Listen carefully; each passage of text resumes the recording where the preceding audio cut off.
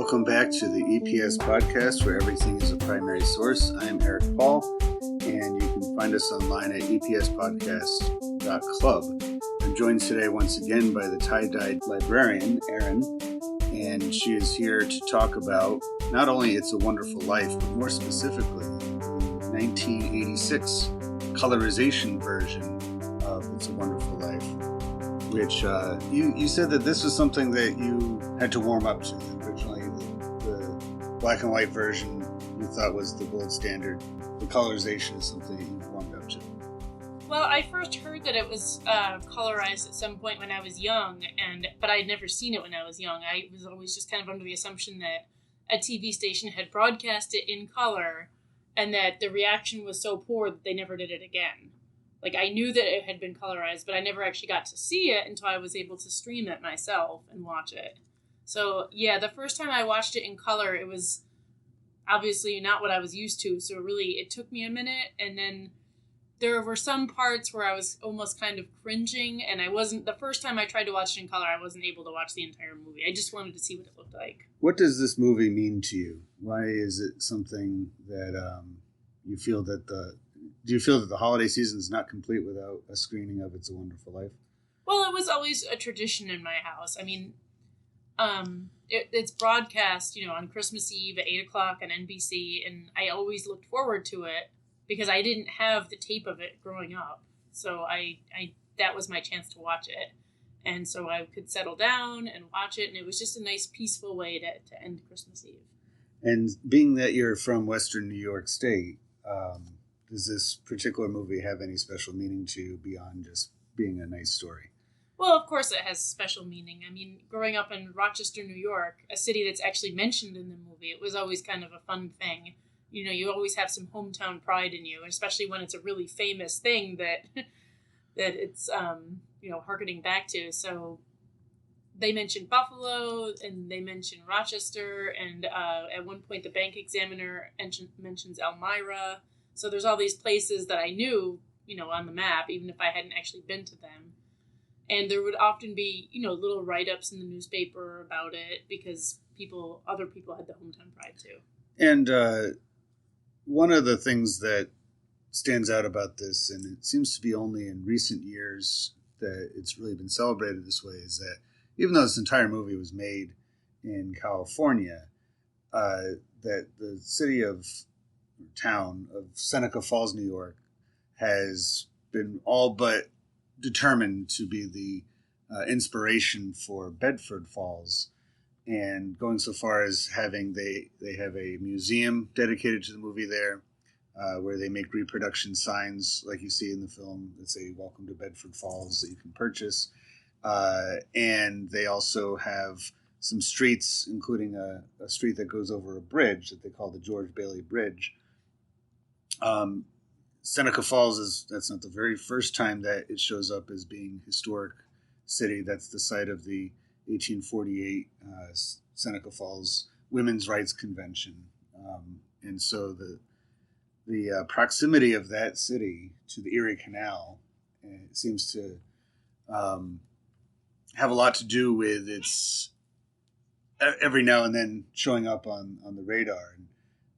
They say supposedly Frank Capra, who's the director of It's a Wonderful Life, visited Seneca Falls before making the movie and drew inspiration from some things that happened there. To get back to the thing that we're studying right now as a primary source, we're looking at the 1986 colorization of It's a Wonderful Life. And the first question that's always asked when analyzing a primary source is, what material is this made from? Well, the original colorization version, there's been 3 of them, but the first one came out in 1986, and it was exclusive on VHS. And so one of the materials that it's made from would be all of the plastics and everything that needs to be used for making VHS tapes, and then the actual film itself. And then the material that was made from and that was put on there is the 1946 movie, Colorized. And there's a whole process involved with that. And the next question is, how was it made?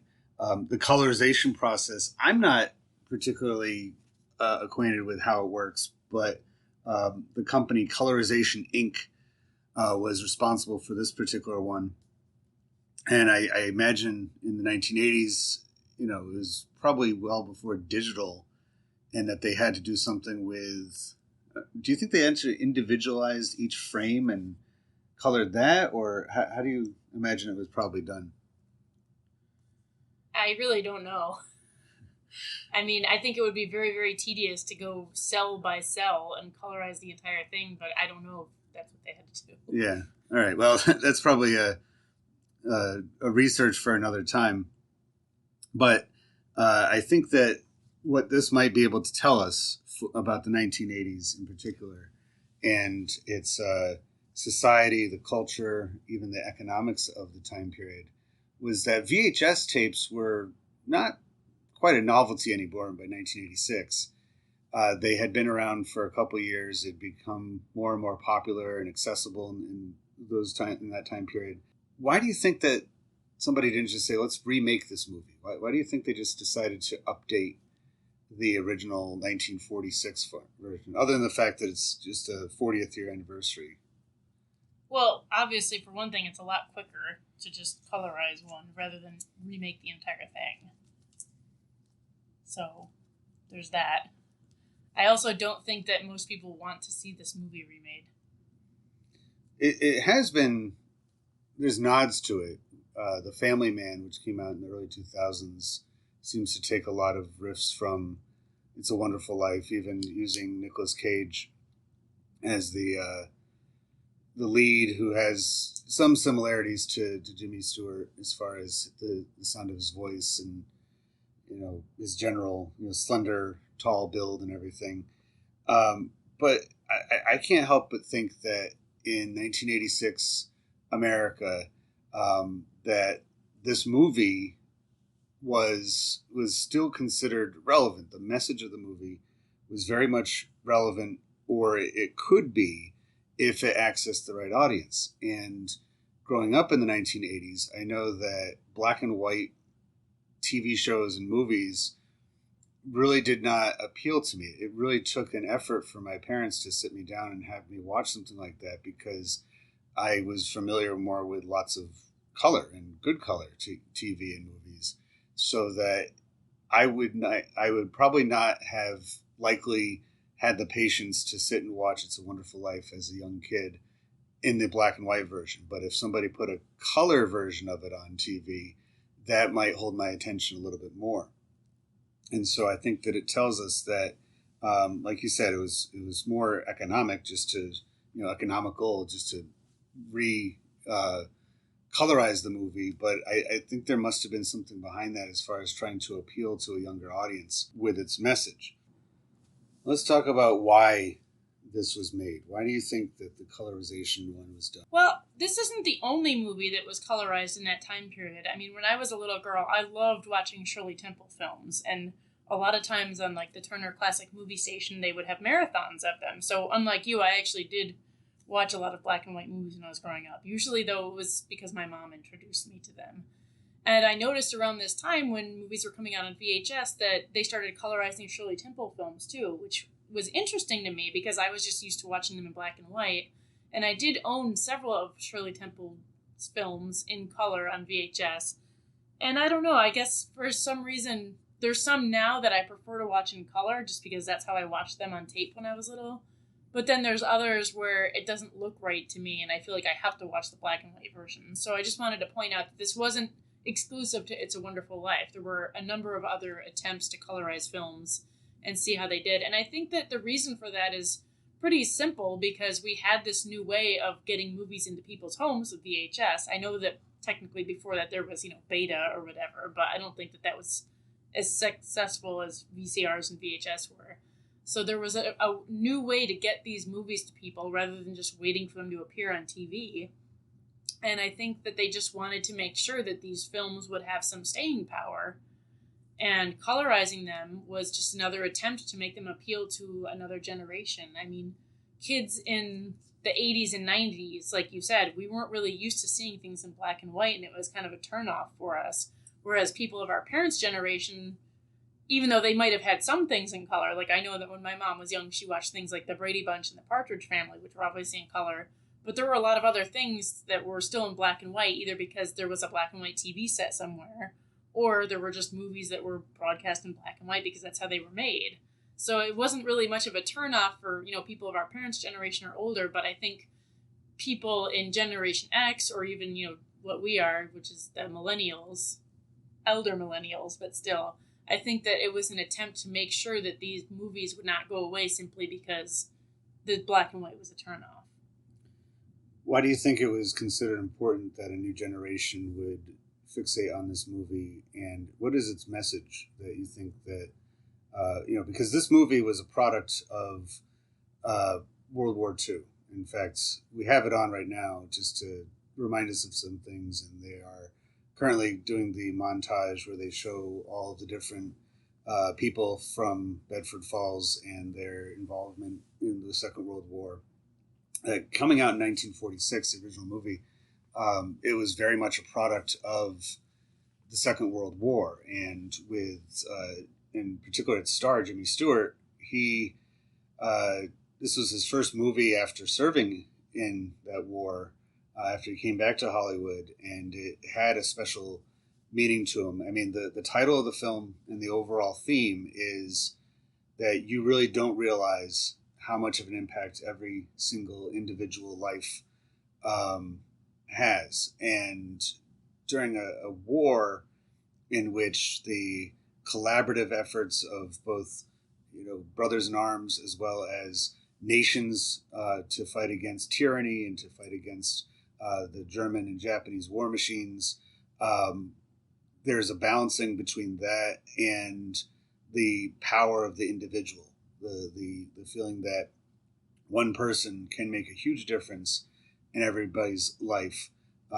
Everybody that they touch in one way or another is different because of that. And I think that's a huge message that hit home in 1946. Even if the movie didn't perform great in 1946, that it has endured. And do you think that message was just as valid in 1986? What was going on in 1986 that you think that it was decided this movie needs to be brought back?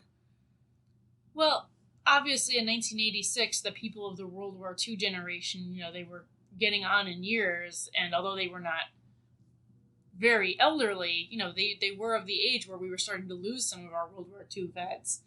And it was in the 80s and 90s that I think there was a lot more attention paid to the stories of the 1940s. Like, I remember my dad reading a couple of books, I think they were written by Tom Brokaw, called The Greatest Generation, which was all about, people that were either teenagers and or young adults in the 1940s, the people that would have been serving in World War II, including both of my grandfathers.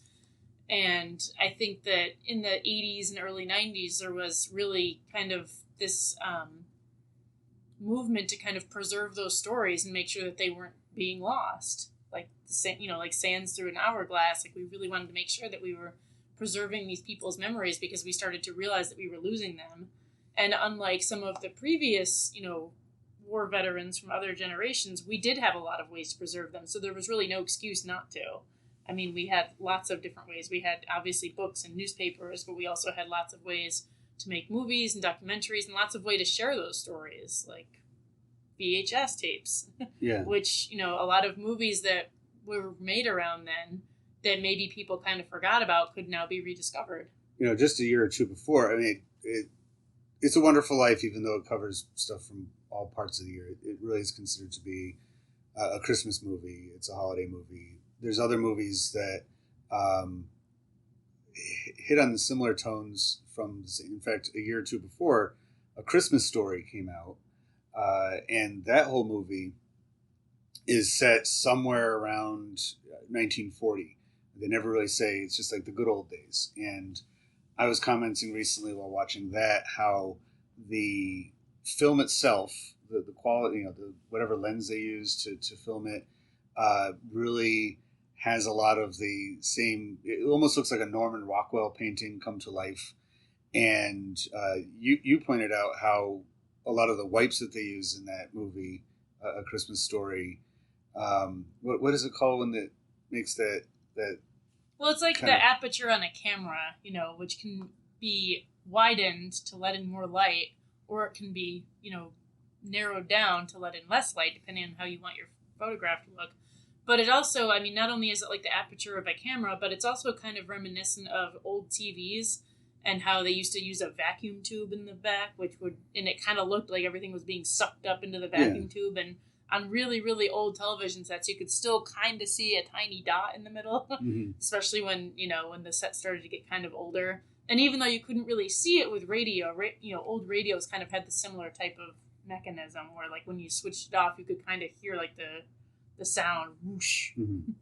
And so you feel like that was a way for that movie to try to give itself that nostalgia feel, that reminiscing, feel. There used to be a magazine that you subscribed to called Reminisce, and it seemed like a lot of the way the photographs appeared had that similar kind of soft muted colors that you see in A Christmas Story, and then in this version of It's a Wonderful Life, it is colorized, but it is also very muted. And to me, it almost looks like sepia tones in there. It almost looks like a Currier and Ives image that has been made into a movie. So taking something that already exists, a black and white film, and then colorizing it, but not to the point where it looks like any other movie from the era. It still has that old fashioned look to it. And I think that it may have been just a limitation of the technology at the time in the 1980s, but I also think that they just wanted to keep, as well as they could, the original message of the movie and the feel of the movie. Because like you said, this was an era that was quickly being dissolved. And, it works out that in that time period, the president of the United States was an old Hollywood actor, Ronald Reagan, who had several movies from the same time period. And I think he was friendly with Jimmy Stewart. I don't know if they were friends or I'm not sure colleagues. about that. I know that he was a co-star of Shirley Temple, and they did remain friendly. Yeah, and he even made her ambassador to, I forget what country. I forget where. Probably the Soviet Union. That's where she would probably do best with in the 1980s dealing with them. But also, I think that Jimmy Stewart, I mean, he was very much still alive when they colorized this movie, and I guess he had his criticisms of it. He didn't particularly think that the movie should have been colorized, but what we're getting out of it, I've noticed a lot more in the background of It's a Wonderful Life than I ever did before, because in the black and white version, it gets muddled, it gets messy, it's hard to see the details in the background of things, but in this one, you can't help but see some of the little details. And I'm going to skip ahead to the next question to talk about the ideas or behavior that are conveyed. And, this combines both the 1946 movie itself, because the movie doesn't change at all, and the colorization one.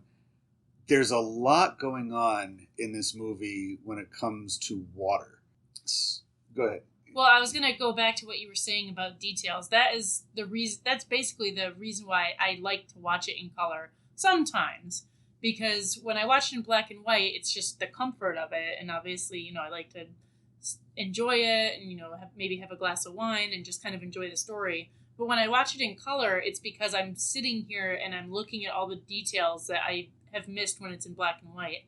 And I know that you and I have talked before about the different artwork that you can see throughout the movie. Like, for example, when there's, shots of George Bailey, you can see people like Herbert Hoover or Abraham Lincoln. Their portraits are hung up along with, portraits of his wife and his children and everything, showing that he's a family man. But I think that there's a lot of other paintings too, which I just have never really noticed, and things like that you can kind of see. And obviously when Old Man Potter is shown, I think there's a portrait of Napoleon There's at some point. Yeah. It So looks I mean, to be and some Napoleon of those details you just kind of lose when it's in black and white, because it's just harder to make out the details.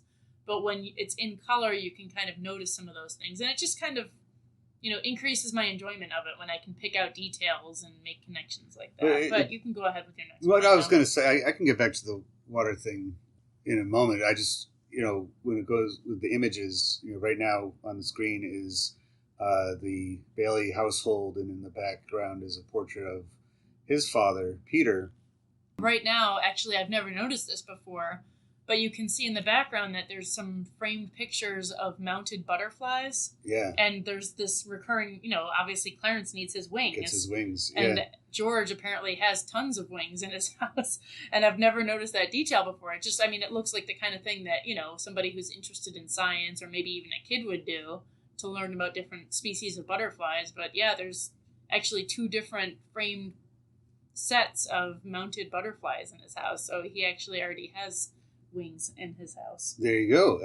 So thanks to the color version, we see parallels that we never have before, and maybe even more of a relationship with the Silence of the Lambs than I ever realized before. And yeah, so this is a really nice feature of being able to see that.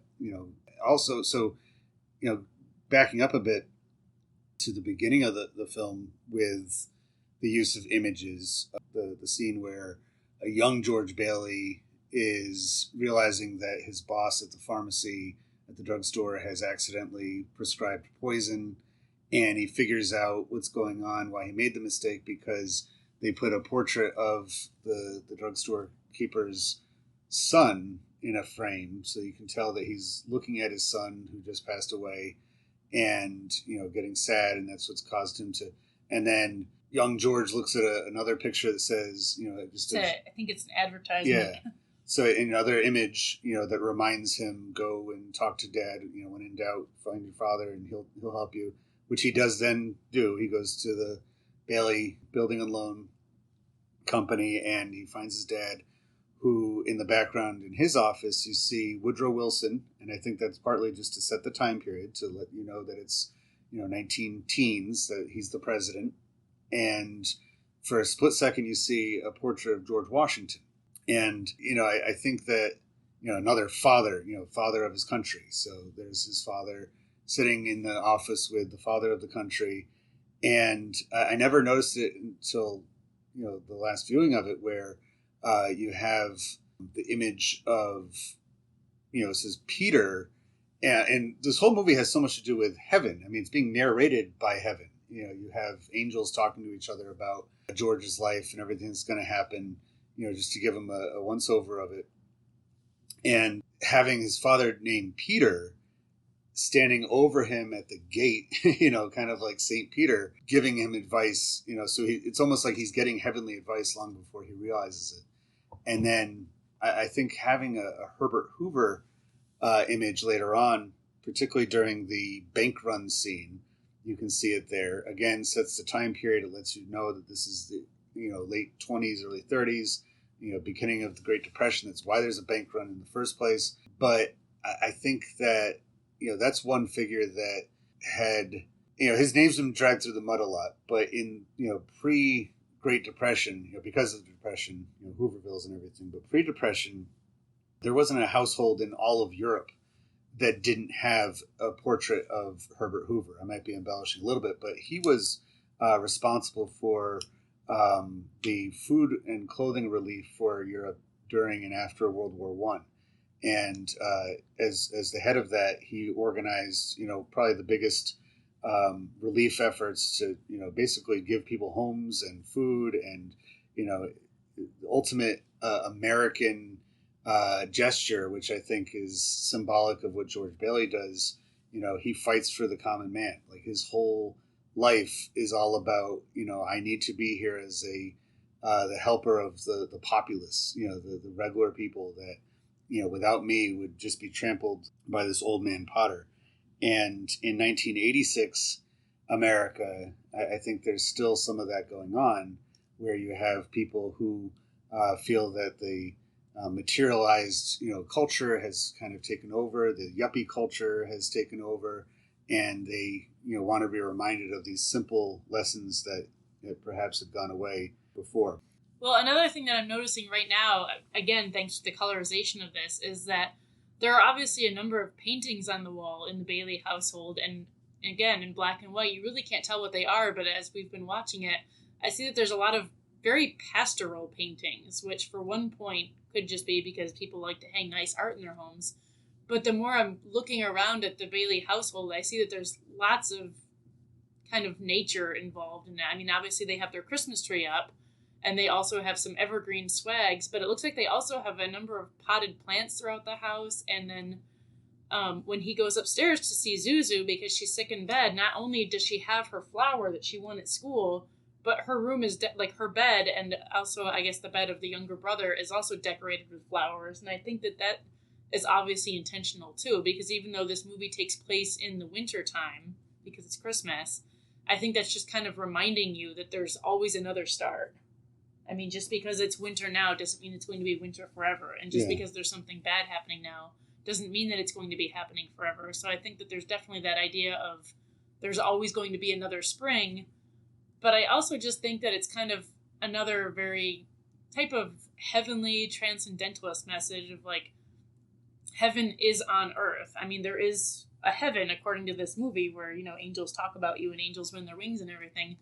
But there's a heaven that's right here on earth that you should be enjoying it while you can. Well, it fits well that all those symbols are found in his home, around his family.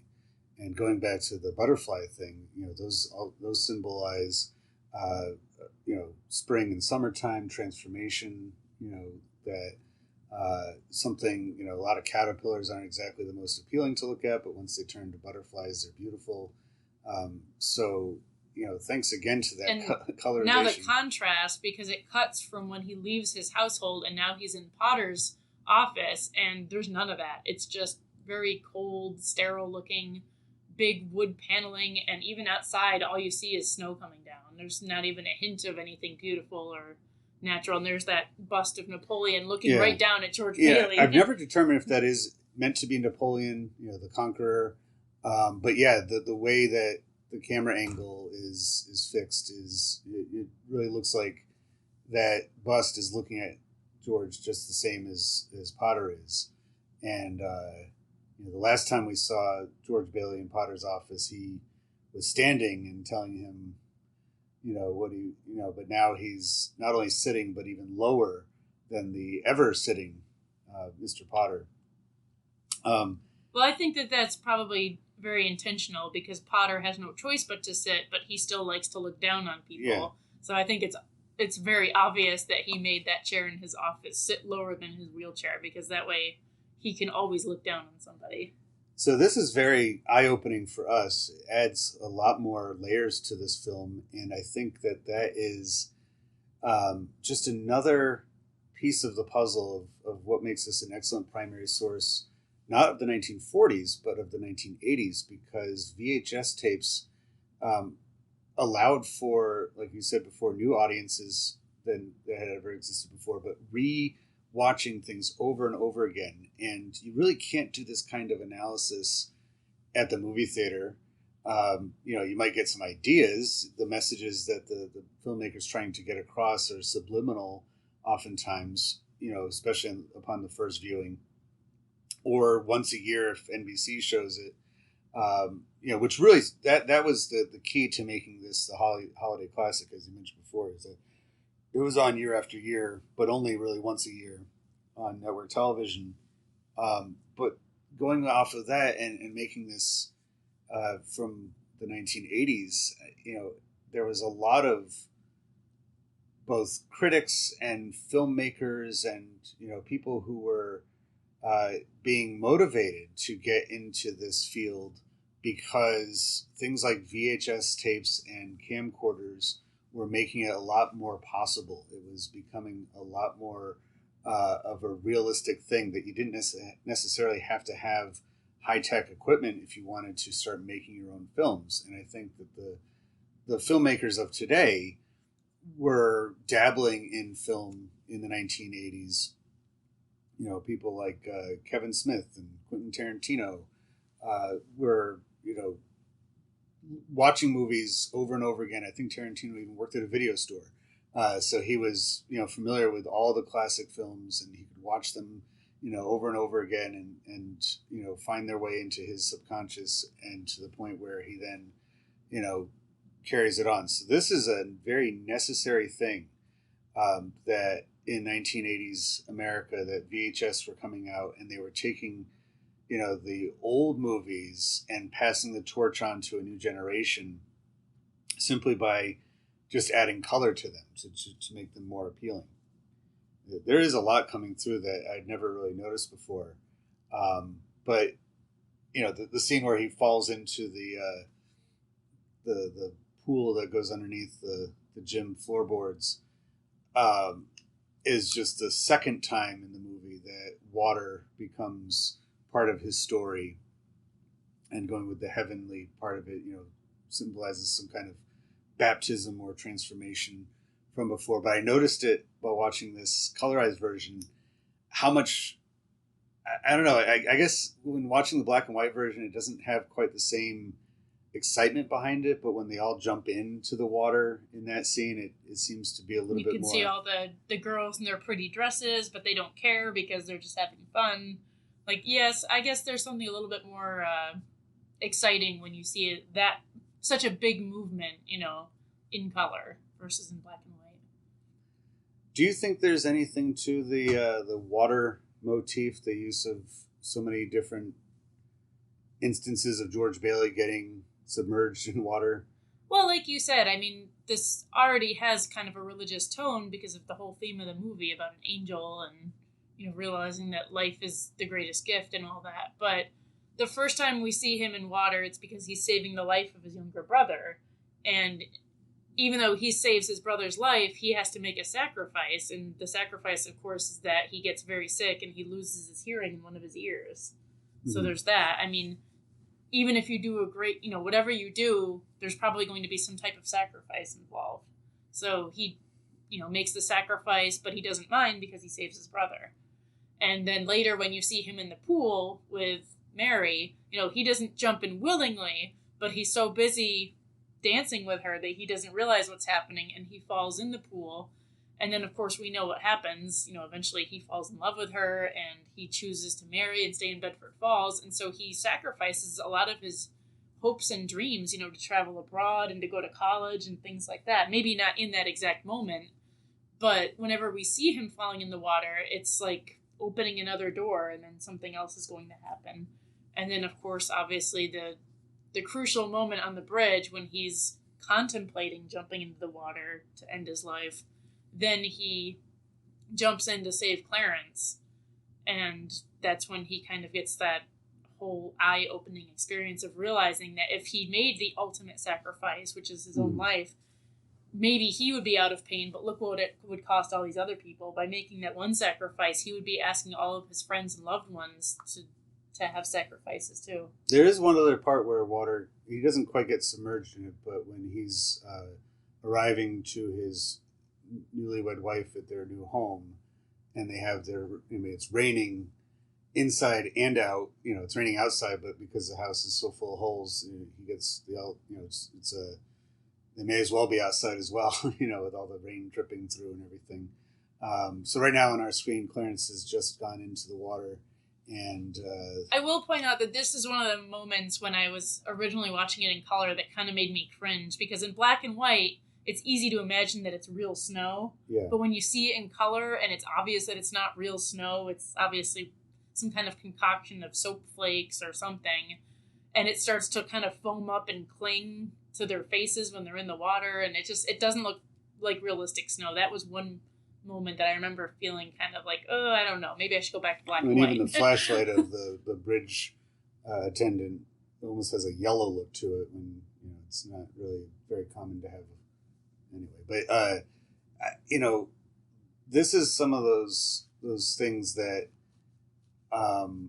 if you go back far enough, you really get this sense of so with the water component to it, again, transformation, rebirth, new starts.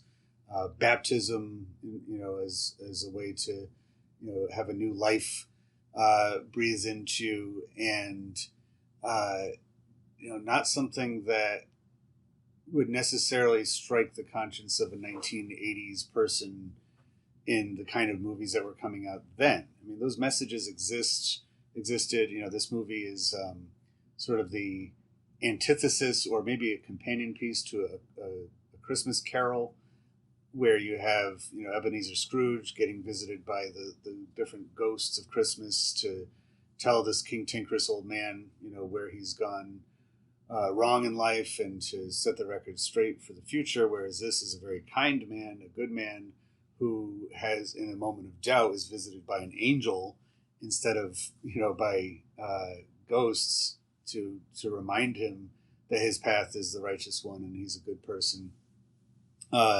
In the 80s, there was a lot of messages, but they were delivered a different way. I mean, they do a Christmas Carol with Bill Murray called Scrooge, which, takes a TV executive, this unfeeling, very self-centered person in New York City and place him as this, in the same situation as Ebenezer Scrooge to get the lessons of Christmas and everything like that. And that's why I'm just surprised, because some stories seem to be fodder to be made over and over again. Whereas this one, they said, no, we're not going to make it directly over again. We're just going to update it as far as the color goes and, let it speak for itself and find itself into, the collective conscious of many generations of Americans in the world. Well, since you already mentioned Scrooge, I guess I'll go ahead and mention, National Lampoon's Christmas Vacation, because that's also from the 1980s. And that movie I know that movie is ridiculous and I love it and I watch it all the time in December. But that movie also kind of gives us the contrast of what we should be valuing. Clark Griswold, for all of his misguided efforts, really is trying to do the best thing for his family. He's trying to have a nice life for them. He's trying to instill in his children that, there's nothing better at Christmas time than having your family around you and having, a good old-fashioned family Christmas. And then, of course, the Griswold family is contrasted with their neighbors, Todd and Margot, who are very comic, obviously, but there's a lot of shots where it kind of goes between what's going on in the Griswold house and what's going on with Todd and Margot. And they are obviously not concerned with, those types of things. They are not concerned with, even getting a Christmas tree because they think they're, bourgeois and whatever she says. Mm-hmm.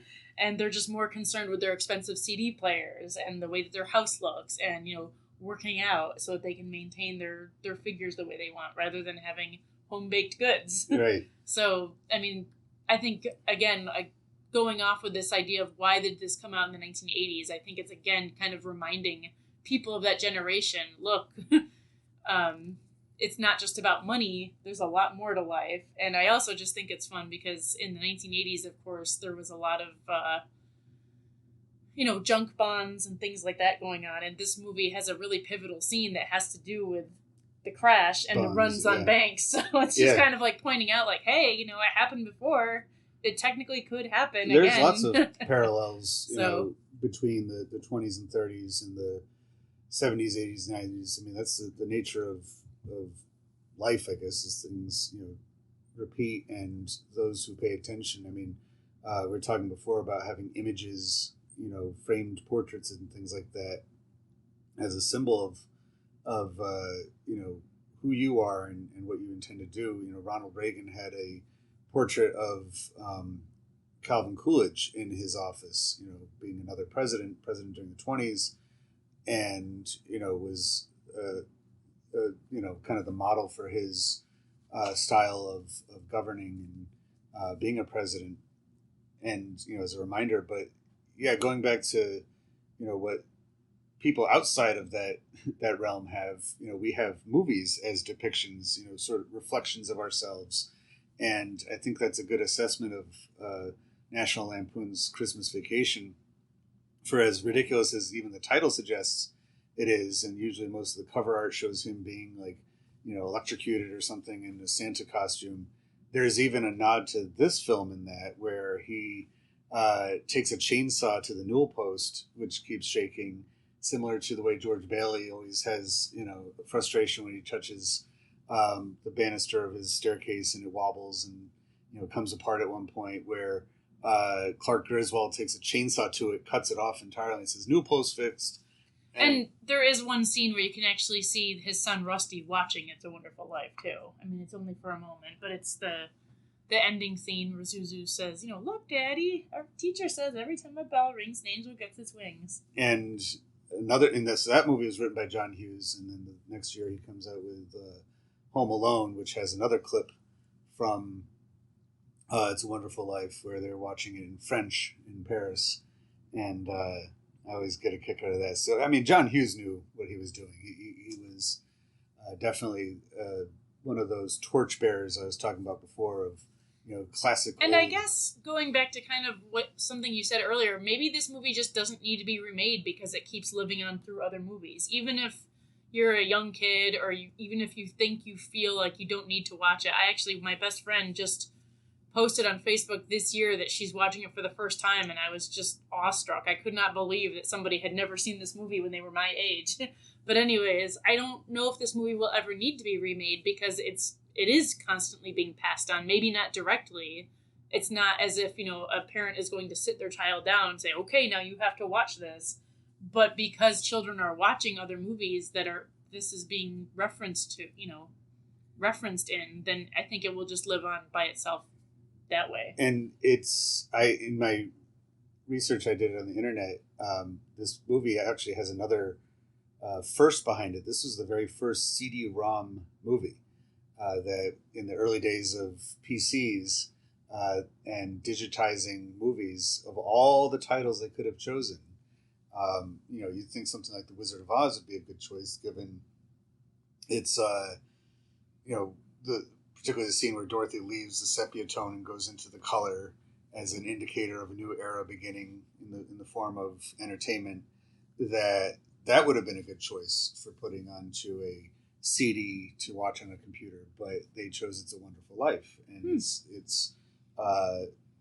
it helps to endure. I don't know anybody who has watched this on CD-ROM, but that in itself would be a good primary source to analyze too, of all the movies by the early 1990s that you could put onto a CD-ROM to put on a computer. Why would you put this one on there? And I think that it's the same reason why NBC started to air it in 1976, and the reason why it was put on to VHS 10 years later, 1986. I forgot about this until just this moment, but there's a really funny SNL sketch where they talk about the real ending of It's a Wonderful Life. And I don't remember what year that was exactly, but I know that John Lovitz is in it, so it must have been... I think it was actually the same... late 80s, early 90s? I think it may have been 1986. Yeah. Because... and, it obviously is just for fun because it's SNL, but they talk about, what would have happened if they had realized, hey, wait, it was Potter that had the money this whole time, and they go to his office and they beat him up and take down the door and everything. Jimmy Stewart. But again, what you're saying, this movie had a big resurgence in the 80s, and if SNL picks it up, then obviously how many people saw that sketch? Yeah. And either went and saw the movie so they would know what it was referring to, or were like, oh yeah, I know that movie. Well, I think that those sketches on a show like that don't work unless, they have to deal with pop culture. They can't. So even if it's an original idea that eventually finds its way into our collective terminology and the way we, reference things, or, they do so much on that show parodying TV shows and movies, those jokes don't work unless there is a large enough part of the audience who's familiar with it. And easily by 1986, 87, people were familiar with It's a Wonderful Life. That sketch is done in black and white, and because it was an episode that was hosted by Captain Kirk. Yeah, William Shatner. And he's I don't know if he's playing himself, but he introduces it like it's one of those Turner Classic Movie type setups and says, there is a lost ending to It's a Wonderful Life that we're gonna, and so they set it up as if it's part of the original film, and so the whole skit is done in black and white, and so too soon to just say, well, there's a colorization version out there, we'll just do that. They felt that they had to parody the original black and white version, I will say, I belong to a Turner Classic Movie fan group on Facebook, and somebody recently asked, do you watch the color version or the black and white version? And overwhelmingly people said black and white. a couple people like us did say, well, I kind of like seeing it in color because it's nice to see what it actually looked like, or it's nice to pick out the details or something. But I think overwhelmingly people said black and white. And I think it's important to say, because this is part of a series of podcasts that I've selected specifically about holiday related media, and so much of these are just part of the habits and the rituals that people. It is a time of the year of tradition that people like to have their traditions, and I think that those kind of traditions overlap generations, so that there's traditions now that we have no interest in joining into, like Elf on the Shelf. That's something that started out a couple years ago. I'm not even sure who started it. Maybe next year I'll do that as a podcast. But Elf on the Shelf is one of those things. Going to the mall to talk to Santa Claus and to that wasn't something that people in the 40s had. There were no malls, so you didn't go to see a mall Santa. But maybe if you live near a big store like a Macy's they or might something, then they would have something like that. Or like in A Christmas Story, they go to the fictitious store where Santa has a big setup.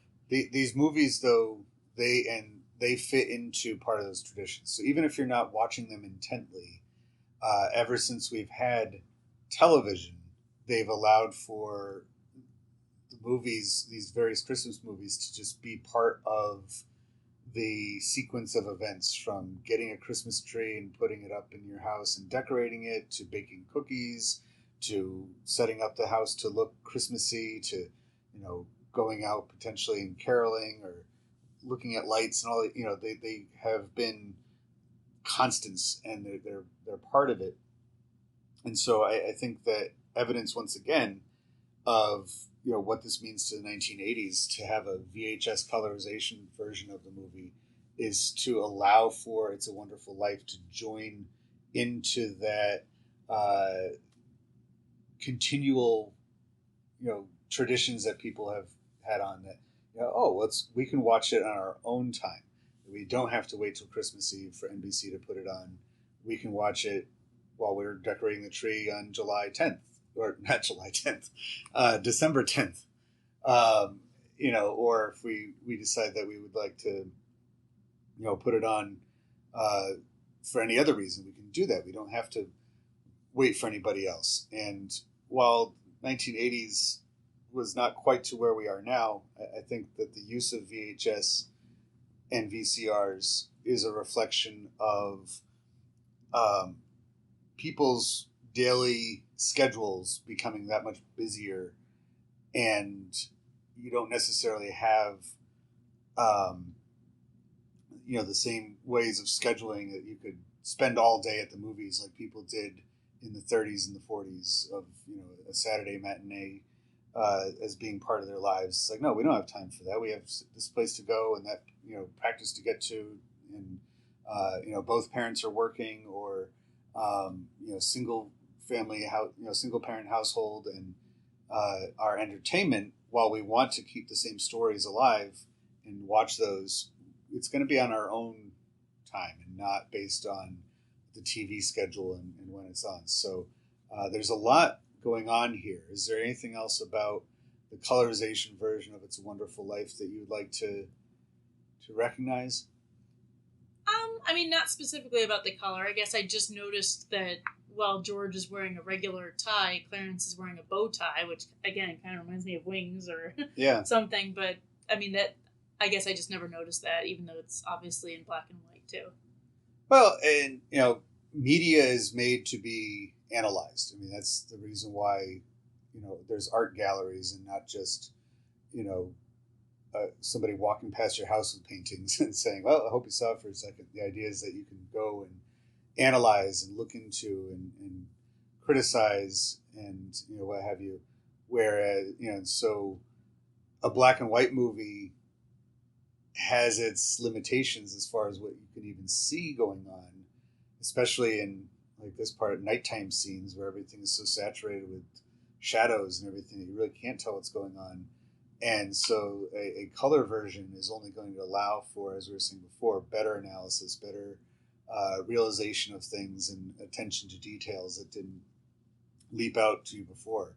So this has allowed for basically the kind of things that we're doing right now to even exist in the first place, which is another telling thing about this and other movies. The Hal Roach Incorporated, that company was colorizing a lot of its properties in the same time period. This wasn't the first one they did. They just wanted to keep their old story. They had a lot of Laurel and Hardy films that they were colorizing and putting onto VHS so that a new generation could pick them up and start becoming interested in them.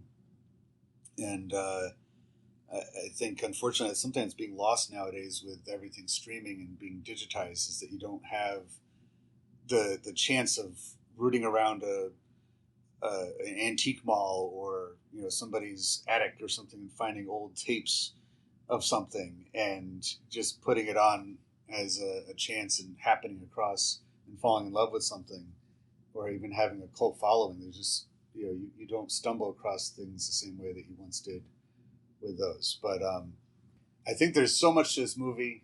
I'm glad we talked about it, but there's so much more there that could be unearthed. But for the purposes of today, I think we said pretty much all there is to be said. So thank you for joining me again for the EPS podcast, and hopefully I'll have you on again, the tie-dyed librarian, Erin, and I'll come at you again soon.